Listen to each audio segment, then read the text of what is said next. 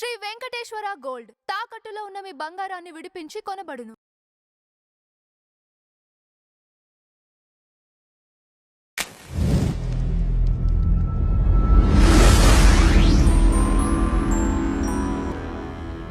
అందరికీ నమస్కారం. ఒక ఇష్యూ, ఇంపార్టెంట్ ఇష్యూ ఈరోజు చాలా దినపత్రికల్లో వచ్చింది. అదేమిటంటే, ఏదైతే సుప్రీంకోర్టు ఏప్రిల్ 24వ తారీఖు మార్చి 24వ తారీఖు తీర్పిచ్చిందో, చింతాల ఆనంద్, పాస్టర్ చింతాల ఆనంద్ అనే వ్యక్తి విషయంలో, ఆ పాస్టర్ నా మీద ఎవరో దాడి చేశారు అని ఎస్సీ అట్రాసిటీస్ కేసు పెడితే పోలీసులు గుడ్డిగా దొంగపోతే ఏంటంటే దోణ కట్టేయండి అనే చందంలో మరి వాళ్ళు కేసు కట్టడం.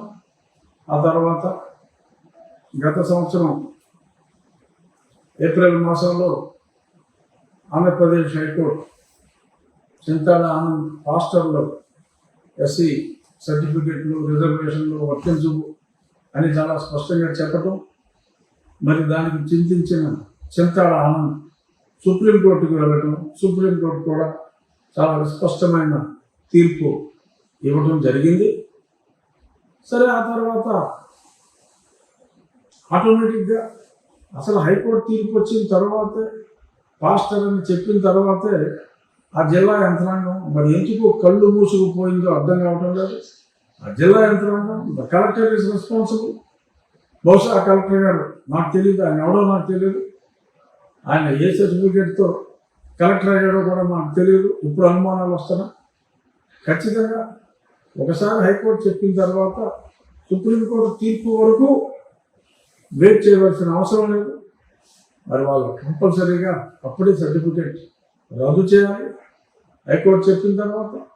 మరి అయినప్పటికీ వెయిట్ చేశారు. సుప్రీంకోర్టు తీర్పు వచ్చింది, ఆ వెంటనే అయినా సరే చేయాలి.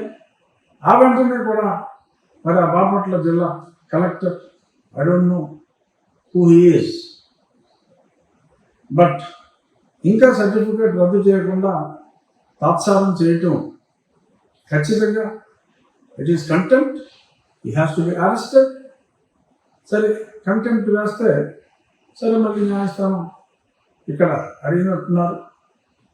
అడిగితే మేము విచారణ చేస్తున్నామంటే మళ్ళీ జూన్ మాసానికి, మేలో సెలవులు ఉన్నాయి కాబట్టి జూన్ మాసానికి పోస్ట్పోన్ చేసినట్టుగా చూసాం. It's wrong. ఒకసారి అత్యున్నత న్యాయస్థానం సుప్రీంకోర్టు పాస్టర్ అని చెప్పి అతను చెప్పిన తర్వాత పాస్టర్కి ఈ బెనిఫిట్స్ ఉండవు అని సుప్రీంకోర్టు చెప్పిన తర్వాత జిల్లా కలెక్టర్ ఎవరండి దాన్ని మళ్ళీ కమిటీ వేసి చూడటానికి? సుప్రీంకోర్టు తీర్పుని తప్పడానికి జిల్లా కలెక్టర్కి అధికారం ఉందా? పాస్టర్ అనే చెప్తూ పాస్టర్ అనే వేసి అతను కేసు ఫైల్ చేసి మరి అంత స్పష్టంగా కనపడుతూ ఉంటే ఏ కళ్ళు మూసిపోయింది అనుకుంటున్నారా ప్రభుత్వాన్ని? This is totally wrong. తక్షణం అతని సర్టిఫికేట్ని రద్దు చేయకపోతే action has to be initiated against that particular IAS officer who is the district collector who is heading joint collector లెవెల్లో కమిటీ. ఓకే, జాయింట్ కలెక్టర్ మీద కూడా యాక్షన్ తీసుకోవాలి. సుప్రీంకోర్టు పాస్టర్ అని చెప్పిన తర్వాత ఇంకేంటే జాయింట్ కలెక్టర్ మీరు చేసేది అక్కడ ఏం చేస్తారు? So matter is very serious. ప్రభుత్వం కూడా ఇందులో ఇంటర్ఫియర్ అవ్వాలి తప్పకుండా. ఎందుకంటే రాజ్యాంగ ఉల్లంఘన ఇంత దారుణంగా జరుగుతూ ఉంటే మరి ఈ రకంగా కాలయాపన చేయటం అనేది అది కరెక్ట్ కాదు. ఇది చెప్పాలి అనే ఉద్దేశం మీద నేను మీ ముందుకు వచ్చాను. పనిలో పనిగా నిన్న కొంత క్లారిఫై చేశా. చూశాను, ఆయన ఏదో ది న్యూస్ అంట, ఒక అతను డార్క్గా ఉంటాడు, అతని పేరు నాకు తెలియదు సార్, రంగే ఉంది. నేను ఒక తెల్లగా ఉండొచ్చు, ఒక నల్లగా ఉండొచ్చు, కానీ గుర్తు కోసం చెప్తున్నా. The news. అలాగే వాడు ప్రొఫెసర్ రమేష్ అట, మరి అతనేం ప్రొఫెసర్ నాకు తెలియదు, బహుశా ఈజ్ క్రిస్టియన్ పర్హాప్స్, పక్కా క్రిస్టియన్, అందులో డౌట్ ఏం లేదు. అతను మాట్లాడే మాటలు అయినా కూడా ఏ మతమైనా సరే మాకు అనవసరం. కానీ ఒక అబద్ధాన్ని నిజమనే విధంగా మాట్లాడుతున్నారు. అలాగే ప్రశ్న రావడం అతను నన్ను ఇంతకుముందు ఇంటర్వ్యూలు కూడా చేస్తున్నాడు. అర్ధరాత్రి దొంగచాటుగా చేయవలసిన పని ఏంటి అని వీళ్ళందరికీ మళ్ళీ చెప్తున్నా, ఇది అర్ధరాత్రి చేసింది కాదు. అన్ని అనుమతులు తీసుకొని బ్రహ్మ ముహూర్తానికి దశమి ఏకాదశ గడియలు ఉండేలాగా అది 10 గంటలు జరిగే కార్యక్రమం కనీసం 10 నుంచి 12 గంటలు పడుతుంది. త్వరితగతిని పూర్తి చేశాం. బాగా నిట్ట మధ్యాహ్నం ఎండ రాకముందే 11 గంటల 25 నిమిషాలకి ఆ భూమి క్లియర్ చేయటం అంతా జరిగింది. ఇన్నిసార్లు చెప్పిన బుద్ధి రాదంటారు మీకు. ఊరికే ఛానల్ ఉంది కదా అని చెప్పి నోటుకు వచ్చింది వాడేసి ఇష్టం వచ్చినట్టు మాట్లాడేసి ఎందుకు ఇరిటేట్ చేస్తారు? ఎవరిని కన్ఫ్యూజ్ చేద్దామని మీరు చేసే వృధా ప్రయాస. అది రామాలయం అని చెప్పి మొత్తం రెవెన్యూ డాక్యుమెంట్స్ అన్నీ ఉన్నాయి. రెవెన్యూ అధికారులు కన్ఫర్మ్ చేశారు. ఎలక్ట్రిసిటీ బిల్స్ అన్నీ దీని మీద ఉన్నాయి. ఎవడో వచ్చి అక్కడ మా చిన్నప్పుడు ఏదో గొంతెనమ్మ గుడి ఉంది. గొంతెనమ్మకి అసలు గుడే ఉండదు. అది ఓన్లీ 1 డే అఫైర్. ఒక బొమ్మ తయారు చేస్తారు, నంది బొమ్మ తయారు చేస్తారు, ఆ నందిని తీసుకెళ్లి నిమజ్జనం చేస్తారు. అట్టసద్ది రోజులు చెప్తే అర్థం కదా. సరే ఏదో వచ్చి అబద్ధాలని గొంతెనమ్మ గుడి కొట్టేసినారు రఘురామకృష్ణరావు డిప్యూటీ స్పీకర్. అధికారం అహంకారం. డిప్యూటీ స్పీకర్ని అక్కడికి వస్తే నన్ను కొట్టబోతే, నా మీద దాడి చేయకపోతే ఎవరిని కొట్టారు? అక్కడ శాంతి భద్రతను పరిరక్షించడానికి పోలీసులు ఉంటారు. పోలీసులు డ్యూటీయే అది. ఎవరు పడతాడు మేకులు దగ్గొట్టేస్తే చూస్తా దగ్గొట్టించుకుంటారా? ప్రొటెక్షన్ ఉంటుంది. అన్ని క్లియరెన్స్లు తీసుకుని ఎవరెవరో మాట్లాడతాడు. ఒక మతిలేనాడు కోర్టు తిక్కారు, కోర్టులో స్టేలో ఉండగా ఎవరికి తెలుసు? మీకు తెలుసా? దీని న్యూస్ ప్రశ్న కూడా చెప్తాను. నేను ఇంటర్వ్యూ కూడా రమ్మని చెప్పా. ఆ ప్రశ్న రావను. అలాగే ఇంకొకటి ప్రొఫెసర్ రామా ప్రొఫెసర్, నేను ఈ క్లారిఫికేషన్ అన్నీ ఇస్తా. ఎందుకు ఈ షాడో బాక్సింగ్? అన్నీ స్పష్టంగా ఇక్కడ రామాలయం అని చెప్పి ఉంది. ఎవరో ఒకరు మతం మారిన వ్యక్తి మాట్లాడితే నేను అన్ని అనుమతులు, మున్సిపల్ అనుమతులు అన్నీ తీసుకుని అక్కడ మతం మారిన వాళ్ళ దగ్గరికి వెళ్ళి, ఏమ్మా ఏసోపు, ఏమ్మా జాన్, హలో జార్జ్ గారు, ఇక్కడ రామాలయం కడతామని జార్జ్, మాకు మీ అనుమతి కావాలి అని అడగాల. శాంతియుతంగా పరిష్కరించుకోవాలా. ఎక్కడో ఆర్ట్ ఎక్స్ఎంఎల్ఏ వచ్చి ఇక్కడ దీని గురించి మాట్లాడతారా? అసలు ఎందుకు ఊరికి ఎలా మిస్గైడ్ చేయాలని చూస్తారో అర్థం కాదు. We have obtained all the clearances in the legitimate manner. మళ్ళీ చెప్తున్నా, గొంతెనమ్మ అనే కాన్సెప్ట్ లేదు. అక్కడ గొంతెనమ్మ గుడే లేదు. ఇదే గొంతెనమ్మ అని చెప్పి గొంతులు చేర్చుకొని శ్రావణ్ కుమార్ కోర్టులో మాట్లాడినప్పుడు న్యాయమూర్తి గారు కూడా చాలా స్పష్టంగా చెప్పారు. ఆ రికార్డింగ్స్ అన్నీ ఉన్నాయి, కావాలంటే ఈ భాగస్వామ్యంలో ఇస్తా, చూసుకోండి. చాలా స్పష్టంగా. అదే అక్కడ డెవలప్డేటెడ్గా ఉండి చెత్తంతా అక్కడ వేసి టెంపుల్ ఉందని ఇప్పుడు మీరు వచ్చి మాట్లాడతారండి. It's in dilapidated condition.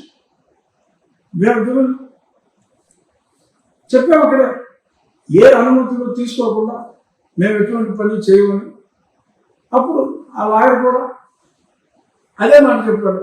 మేము అడిగేది కూడా అదే, అనుమతులు లేకుండా చేయడానికి వీల్లేదని. అని ఎందుకు మీ క్రిస్టియన్స్కి ఇప్పుడు దాకా ఎవరు ఎదురు చెప్పలా?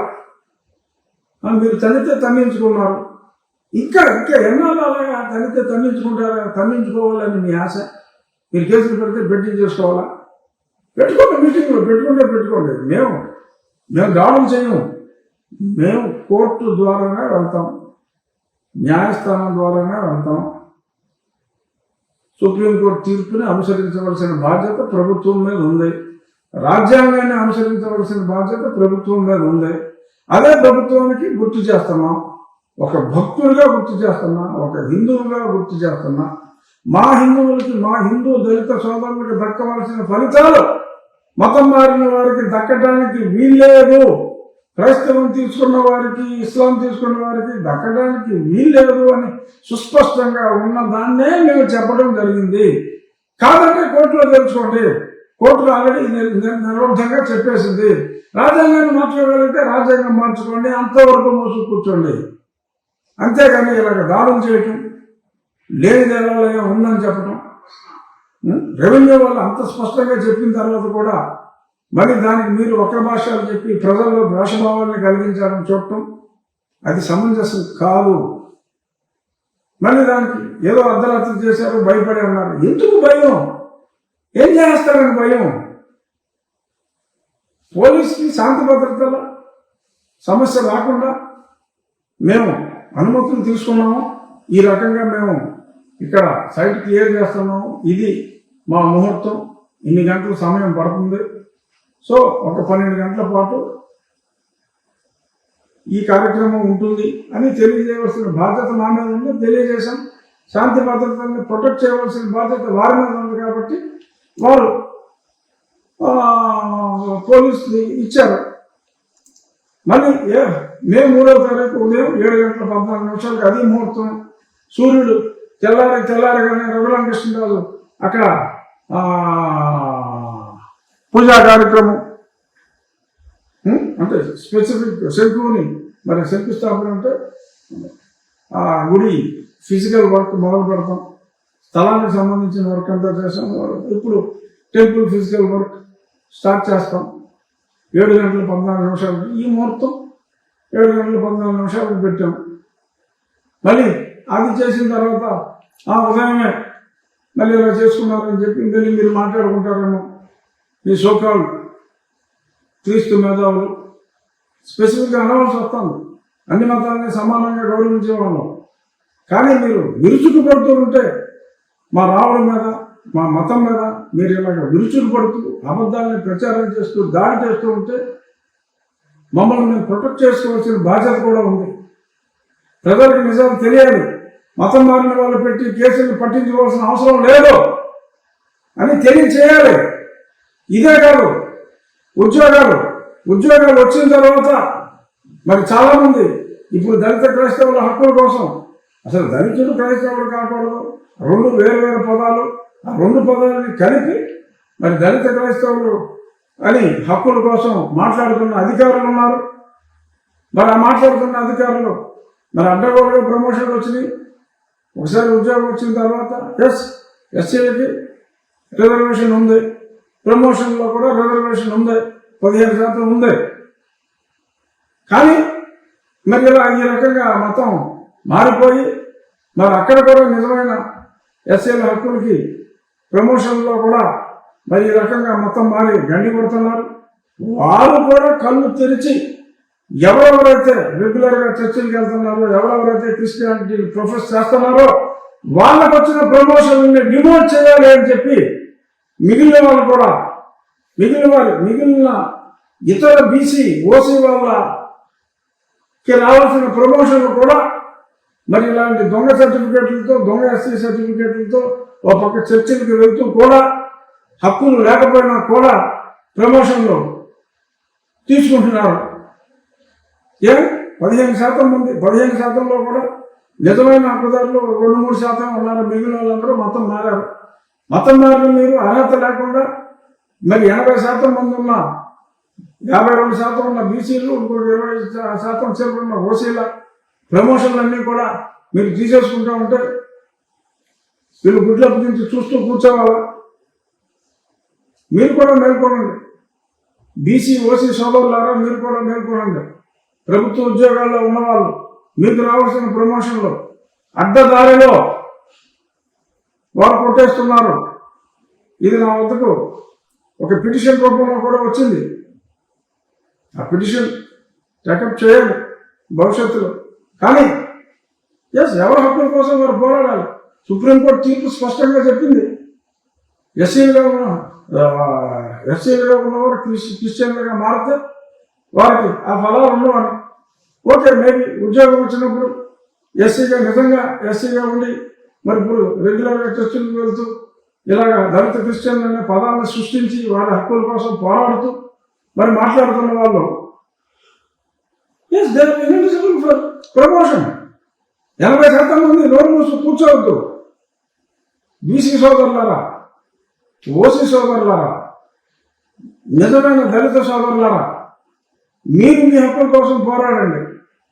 మతం మారి మీ ప్రమోషన్లు, మీకు రావాల్సిన ప్రమోషన్లు తీసుకుంటున్న వారిని ఉపేక్షించొద్దు. అయిపోయినాయి, ఉపేక్షించే రోజులు అయిపోయినాయి. నేను ఒక రాజ్యాంగబద్ధ పదాలు ఉన్నప్పటికీ కూడా ఇది ఎందుకు చెప్తున్నానంటే, నేను మాట్లాడింది రాజ్యాంగబద్ధం కనుక, రాజ్యాంగబద్ధంగా మీకు రావాల్సిన హక్కుల్ని పరిరక్షించుకోవాల్సిన బాధ్యత మీపై ఉంది కనుక ఇంత స్పష్టంగా విస్పష్టంగా నేను బాధ్యత ఎరిగి రాజ్యాంగం పట్ల భక్తి శ్రద్ధలతో ఈ ముందుకు వచ్చి మాట్లాడుతున్నా. నోరు విప్పకపోతే ఈ దాడులు ఇలాగే జరుగుతున్నాయి. ఇక అన్ని అనుమతులు తీసుకుని మేము నిర్మాణానికి ముందుకు వెళ్తున్నాం. గొంతేనమ్మ దేవాలయం అక్కడ లేదు, రికార్డులన్నీ స్పష్టంగా ఉన్నాయి. సో కాబట్టి ఎవరైనా తమకి మేము ఇందాక చెప్పినట్టు జోసెఫ్ని, జాన్ని, జార్జ్ని, అయ్యా మా రామాలయం కట్టుకుంటాం, మీ అనుమతి ఇవ్వండి అని అడగవలసిన దుస్థితి లేదు, ఉండదు. కోర్టు అనుమతులు, కోర్టు తీర్పు ప్రకారం అన్ని అనుమతులు తీసుకుని మేము ముందుకెళ్తున్నామని చెప్పి మరొక్కసారి తెలియజేస్తూ, చిత్రాల ఆనంద్ని ఆ డిస్ట్రిక్ట్ కలెక్టర్ ఇమ్మీడియట్గా ఆ సర్టిఫికేట్ రద్దు చేయాలి అని డిమాండ్ చేస్తూ, బీసీ ఓసీ నిజమైన అంటే మొత్తం మారని దళిత సోదరుల ప్రమోషన్ హక్కుల కోసం ఈ టీచర్లు కూడా, టీచర్లే కాదు అన్ని రకాల ప్రభుత్వ ఉద్యోగులు కూడా మీ హక్కుల కోసం 80% ఉన్నాం. పోరాడాలి, తెలియచేయాలి, ప్రభుత్వ పెద్దలకు తెలియచేయాలి. సో ఇది మరొకసారి సంయమనం, మత సంయమనం అత్యంత అవసరం. మనం సెక్యులర్ దేశంలో ఉన్నాం. అన్ని మతాలని దయచేసి గౌరవించండి, అబద్ధాలను ప్రచారం చేయకండి అని మరొకసారి తెలియజేస్తూ ధన్యవాదాలు.